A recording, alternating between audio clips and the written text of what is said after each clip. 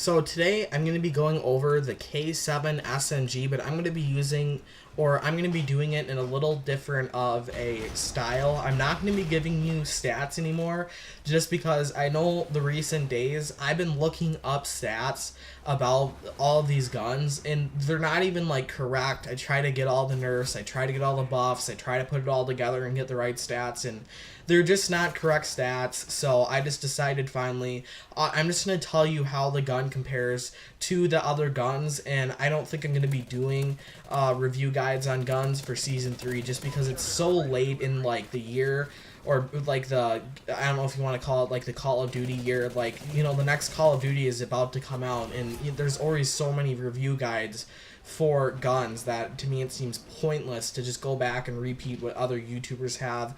And it takes me about, I'm going to be honest, it takes me about 3.5 hours of work to get one review guide video out, and that's like taking out all the time of loading bars. So it takes me a while to look up all the stats, to write it down and make sure I say all the stats, and then to go back in the videos and throw on the the stats in the video. It takes about 3 hours, like I said, and a regular video would take me about a half hour at the most. So it does take a significantly longer time to make sure that all the stats are right, to get everything 100% perfect, and then to go back and add in the stuff. But I was having computer issues, and I still am, and it's been taking me a while to get movies out in Movie Maker, so I might look into some different editing software. That's a whole other story. But I know I've been kind of blabbering on. Let's talk about the damage of the K7. The damage is bad. The range is bad.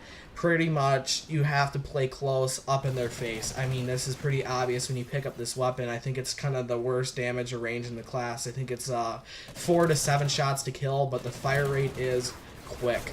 The fire rate is definitely, you'll shoot out bullets fast downrange. That's one reason why the damage and range is so bad, which is, you know, seen with every other SMG in this game.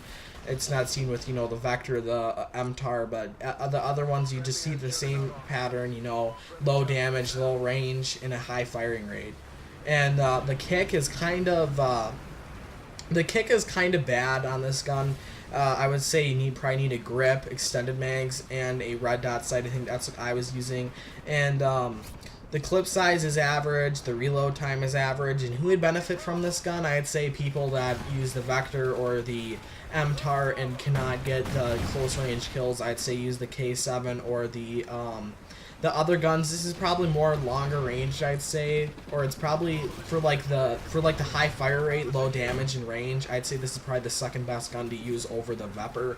I would say the Vepr might have a little bit more range than the K7, but the Bison is shit, and the CBJMS I'm gonna be talking about soon how to do good with that weapon, just because it is definitely one of my favorite weapons. And pretty much that's the K7 stats. I like doing it that way better than just saying, you know, how it compares to the other guns, than going back and looking at all these stats that people probably don't care about this late in the year. But one thing I should have said in the very beginning of the video, I might post something in the beginning of the video, is I was playing this gameplay with Nick Boz. He is an amazing YouTuber. His quality is amazing. He's a very, very nice person to play with. If you have a PS4, I'd add him. He's so nice. He created me thumbnails, intros, and things like that. I'd definitely go check out his channel. He does not create stuff for free for people. He's just created it for me because I'm his friend. I know last time I said that he created me stuff, a lot of people messaged him for stuff.